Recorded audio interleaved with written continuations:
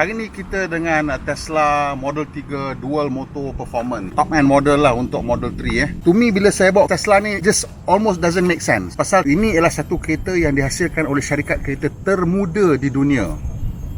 Dan saya rasa terkejut lah dengan apa yang mereka dah berjaya hasilkan. Tesla sekarang ni ialah syarikat pilihan untuk anak muda bekerja.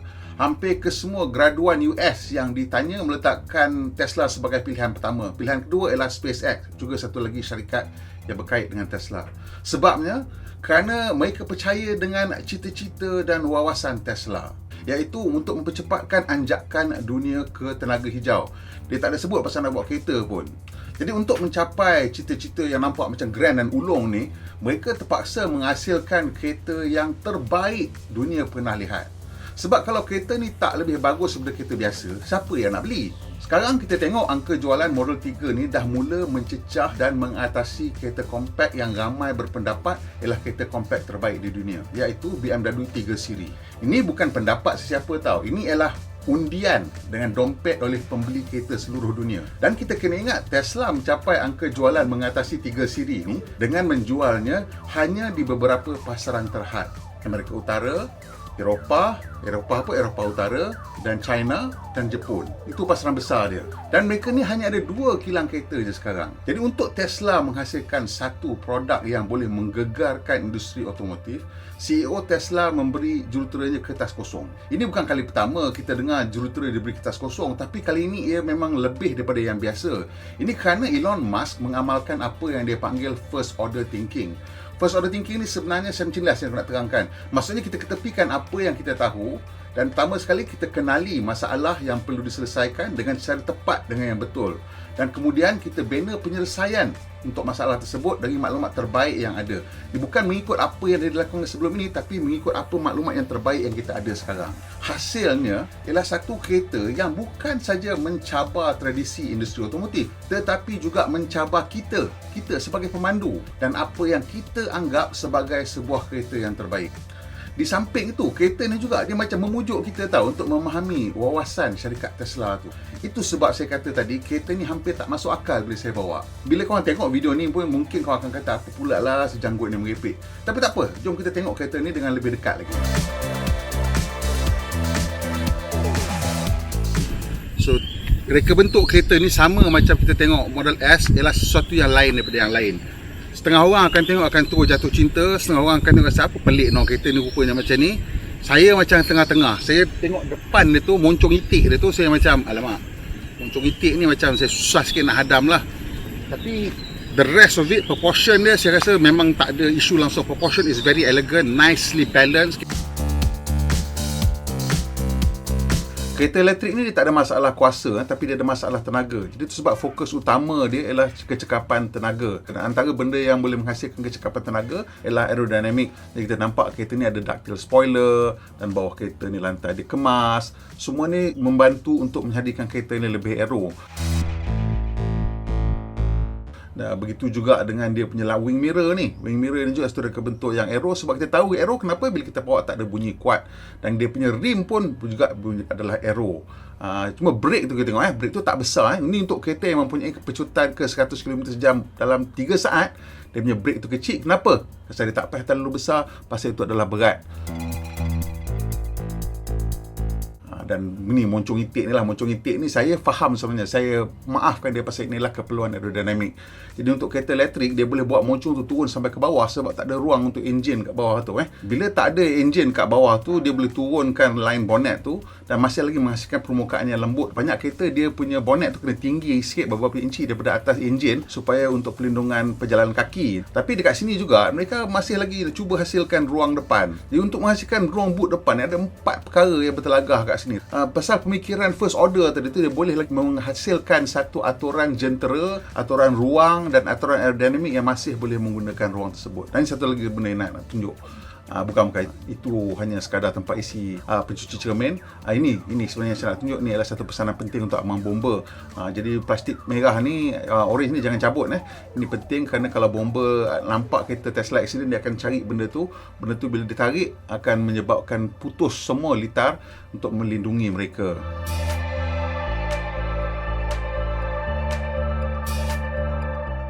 Tesla Model 3 ni, bila kita naik terus nak cuba bawa, dia memang langsung rasa berbeza daripada kereta-kereta lain yang kita pernah bawa lah. Ini termasuklah Polestar 2 yang saya bawa minggu lepas. Yang pertama sekali, dia punya aturan reka bentuk papan pemuka ni langsung tak ada rupa macam kereta yang kita pernah bawa.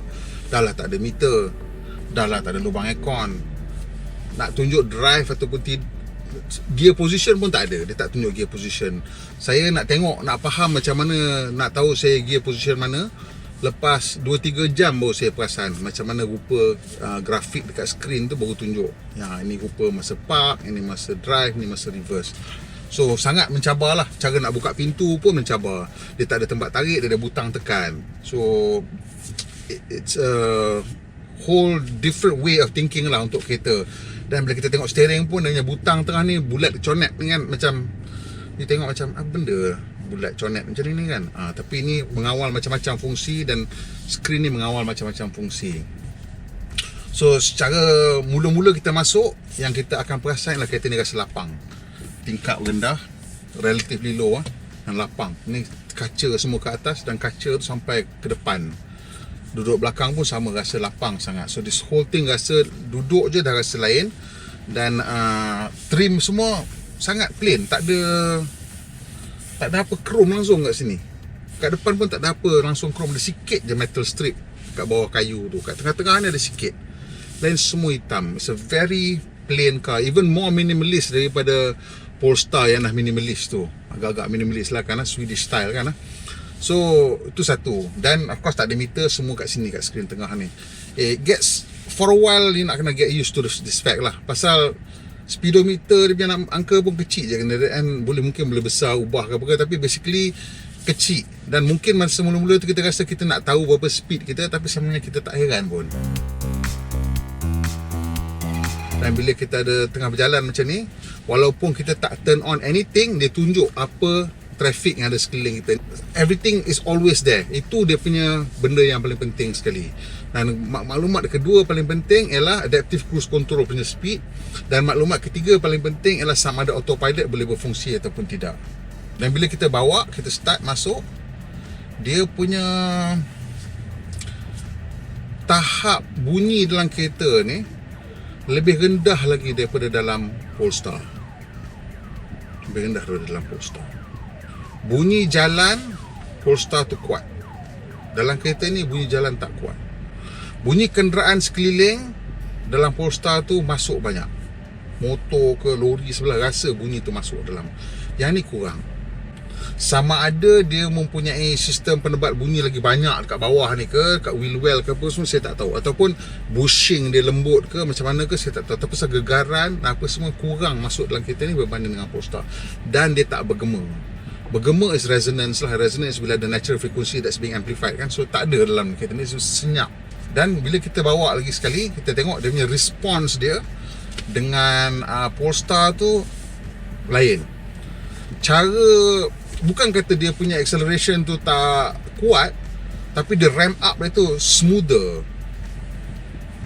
Polestar tu rasa macam ini dia macam it's still strong tapi dia smooth. Dan bila kita lepas pun dia everything is smoother. Bila on single pedal operation on the Polestar, kalau kita lepas last ke dia brake tu nangkap macam tu. Yang ni bila kita lepas, itu saya dah ingat lembut dah tu Polestar tu. Bila yang ni, bila dah penghujung tu dia macam lepas terus, and then dia tangkap dengan brake. So it's even smoother. And dia punya response dia bila low speed, nampak? Kalau Polestar tu at low speed ni saya lepas, dia macam brake tak lepas. Yang ni dia gelongso pelan-pelan sampai berhenti. So the refinement in terms of dia punya software is so different. Approach dia towards the whole experience of driving. Cara engineer Tesla dengan engineer Polestar fikir tentang kereta elektrik ni berbeza. Ni sama pada hal setting saya letak single pedal operation sama, no creep, sama, everything sama. Tapi the way they behave in the end is very different. Nampak tak? Kalau Polestar ditangkap macam brake tak lepas. Tengok video sebelum ni, tengok kat atas saya bowling. Bila Polestar tu saya bawa masa low speed, rasa macam handbrake tak lepas. Ini tak ada. Yang tu dia menangkap-tangkap, ini tak ada. Lepas tu bila kita bawa pula terus lagi at slightly higher speed, kita dapati dia punya driving dynamic dia pun lain. This one feels more planted. Response dia lebih laju bila kita input kan. That doesn't mean the steering is too light. The steering tu berat, dia elok je. So I think the weight is all artificial lah. Dia boleh control pakai motor feedback apa semua kan. So because it's the amount of assistance yang your motor akan bagilah, because it's all electric power steering kan. So they got that right, and also they got the way the car responds just right. Bila kereta ni kereta elektrik, that means dia punya center of gravity rendah. It has an interplay dengan kat mana your center of roll is. So perubahan-perubahan dari segi dia punya suspension geometry tu saya tak tahu.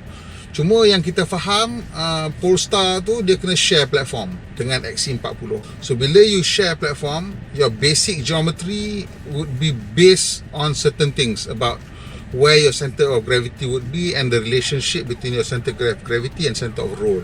Kereta ni dia punya center of gravity is very low. So macam mana you nak adjust the suspension geometry so that it moves in alignment dengan the drop in the center of gravity tu. Mungkin ini berbeza sebab itulah pasal dia design from scratch, and therefore dia dah tahu center of gravity kat mana and where dia nak put the center of roll, and therefore center of pitch semua dia dah boleh design exactly macam mana dia nak lah. I think that's why this car feels different. Bila kereta punya center of gravity drop and you tak boleh nak adjust your center of roll to drop as much as the center of gravity, kita akan ada situasi di mana center of gravity tu mungkin rendah lagi daripada center of roll. Kalau center of gravity tu rendah daripada center of roll, kita biasa corner ke sini, kereta akan roll macam ni kan. Jadi bila kita punya center of gravity rendah daripada center of roll, kereta tu nak corner macam tu, dia rasa pelik. Bila you punya platform bukan dedicated, then your suspension geometry semua ada limitation lah, banyak mana you boleh tukar before it cost too much. Saya memang kalau tengok channel ni, saya memang kaki adaptive cruise control. Dan kalau kereta tu ada, saya akan gunakan. Yang ni ada autopilot. Autopilot satu level tinggi sikit lagi lah daripada adaptive cruise control tu. Maksudnya dia take care of steering as well. Yang lain pun ada. Kereta lain pun ada lane tracking. Tapi dia punya level of assistance dekat kereta ni jauh lebih tinggi. Maksudnya dekat laluan-laluan biasa yang saya bawa, kereta setengah tak boleh ikut lorong, tapi kereta ni boleh, dia ikut lorong. So kat situ memang menunjukkan dia punya tahap dia lain. Dan saya rasa tahap dia lain ni kerana falsafah dia berbeza. Untuk syarikat kereta lain, dia punya sistem adaptive cruise control tu ialah untuk membantu nak bagi driver relax sikit, untuk nak membantu dari segi keselamatan. Tapi Tesla punya objektif untuk dia punya autopilot ni ialah untuk menghasilkan kereta yang tidak memerlukan pemandu. So itulah beza dia, and that's why dia punya cara langsung berbeza lah. Dia tak fikir macam tu, dia terus bagi sistem yang boleh terus as much as possible control the car in corners and whatnot. Dan satu lagi, dia punya adaptive cruise ni, kebanyakan kereta bila dah berhenti lepas 3 saat, dia kena tekan balik untuk restart. Yang ni tak payah. Saya duduk relax, kereta jalan balik secara automatik bila kenderaan depan bergerak, dan dia terus maintain dia punya autopilot. Saya kena pegang steering lah, dia nak kena ada steering input. So dia punya perangai dia kat sini, PL dia ialah kalau kita tak pegang steering lama sangat, dia akan terus give up dan dia akan kata tak boleh pakai dah. Ini dia macam seolah-olah kita tak menumpukan perhatian dan kita berbahaya. So dia langsung tak bagi dia. Kata for the rest of the drive, autopilot will not be available. Macam tu. So saya pegang lah steering ni supaya dia boleh. Dan satu lagi, ini saya tak tahu kenapa dia lebih canggih daripada kereta lain lah.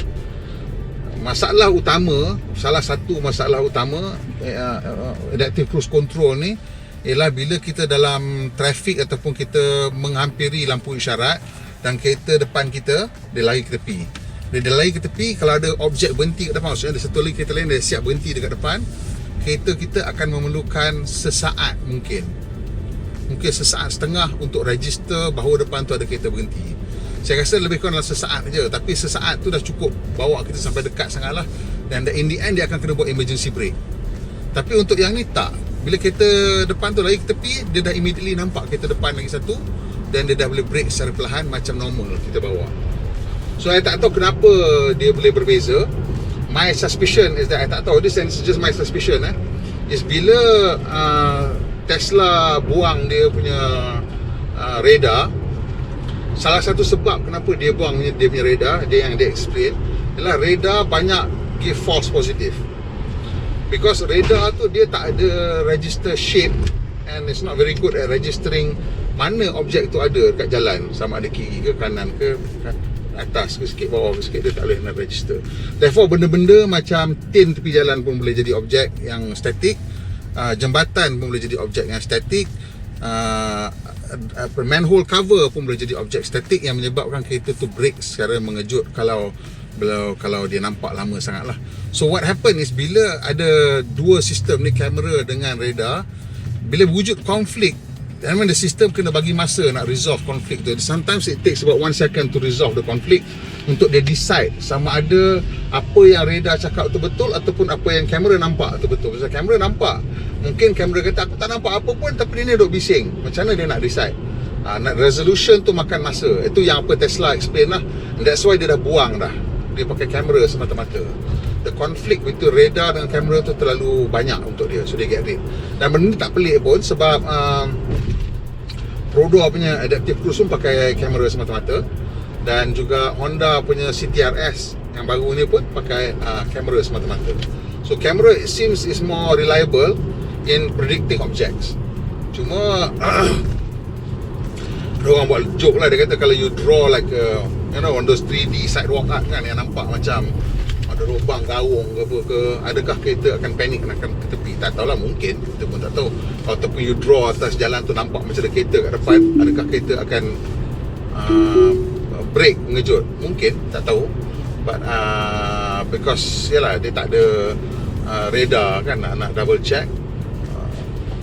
But it's certainly something yang kita tak tahulah macam mana in the future kan, whether it will be totally foolproof ke tidak, it's another matter lah. Pasal kalau kita bawa kereta pun mungkin kita tertipu.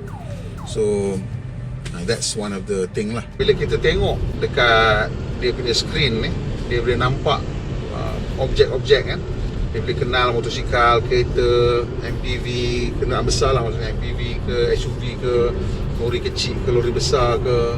So kita lebih yakin lah pasal kita nampak apa yang dia nampak, dan dia confirm apa yang kita nampak kat depan. Driving dynamics ni, ialah saya cerita tadi about ride lah mostly. Handling tu saya tak dapat nak cerita sangat secara detail, pasal kita tak dapat bawa lagi kereta ni untuk pergi ke jalan-jalan yang lebih mencabar lah. Getting out of corners, you memang boleh floor the throttle. I think they cut back power, you're not getting full power out of the corner. Tapi memang kereta feels very planted, minimal roll. Steering a bit dead lah, quite precise, you boleh place the car where you want to go lah. Seat ni sebenarnya kan, bila kita dah duduk lama sikit baru kita perasan, very nicely supportive. The entire length of the spine, sepanjang-panjang tulang belakang kita rasa dia support. Dia tak ada lumbar adjustment, tapi very nice ada lumbar adjustment. Okay, so dia punya seat ni very supportive. Kita punya shoulder ni pun is very nice. Dia punya bolster ni just right, just formula kan. Kalau you kurus sikit mungkin rasa macam loose sikit lah, tapi untuk saya yang badan sedap-sedap ni okey lah. It's just right. And dia punya headrest position ni is just right, tak terlalu jauh ke belakang dan tak terlalu jauh ke depan. It's just quite perfect lah. Yalah, reka bentuk dalam ni pun tak ada yang sama dengan kereta-kereta lain. So you tengok steering dia orang lain kan suka letak butang macam-macam kan, dia buat bulat bola macam ni. Satu, nampak macam ini steering video game, dan dua, dia tak cakap pun apa benda beruk function kat sini pun. Sebagai contoh, you boleh gunakan benda ni untuk control steering punya height, tapi you kena buat macam ni, tengok, pusing kat sini, masuk kat sana, pergi kat sini. Ni steering wheel. This is how you adjust.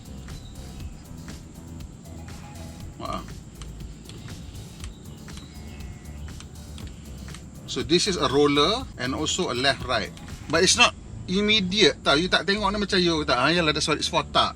So you kena belajar, you actually kena belajar. But like anything else, the same principle digunakan untuk semua model-model Tesla lah. So once you dah belajar satu Tesla, yang lain semua okey.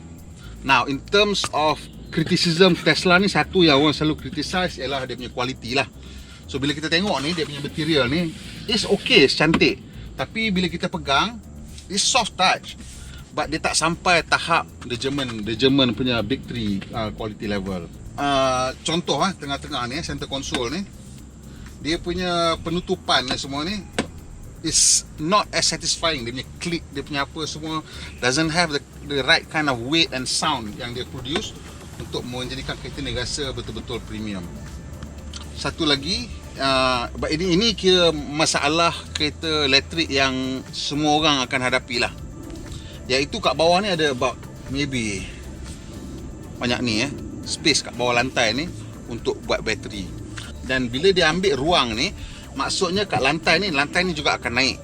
Tapi kita tak nak kursi ni naik tinggi sangat kan, pasal proportion kereta ni pun dah memang, kenapa one of the reason why kita tengok dari luar tu proportion dia tu cantik but slightly bland ataupun slightly too balance, is because dia nak angkat the whole thing.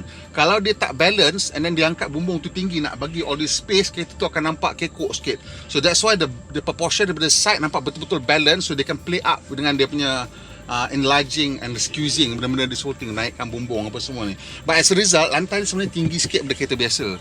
Dan bila kita duduk depan, kursi depan tak kisah, pasal kita memang suka macam duduk style belunjur kan.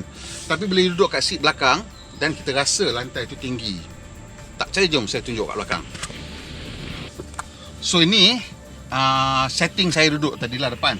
Bila saya duduk depan, saya kat belakang dah tak boleh nak belunjur lah. Dan bila saya tak boleh nak belunjur, nampak tinggi sikit saya punya lutut. So untuk very long distance ataupun long distance, orang yang tinggi akan rasa lenguh sikit sebabkan ini. They make up for it with this glass roof lah, which is very nice. And tadi kita buat tengah-tengah hari terik pun tak berasa haba dalam kabin ni. Ini kat Malaysia ini akan jadi satu isu. Kenapa? Sebab you tengok kaca ni habis kat sini. There's not hardly 1 inci kat sini tau gap. So kat sini tengok ada getah ni tau. Bila air turun, dia kena getah ni sikit, dia naik. Dia sempat nak jatuh kalau tak balik sebelum sini, tak sempat. So kalau hujan lebat, air akan naik, masuk dalam ni. So bila you nak buka boot ni hari hujan, you kena bersedia air akan masuk sikit ke dalam.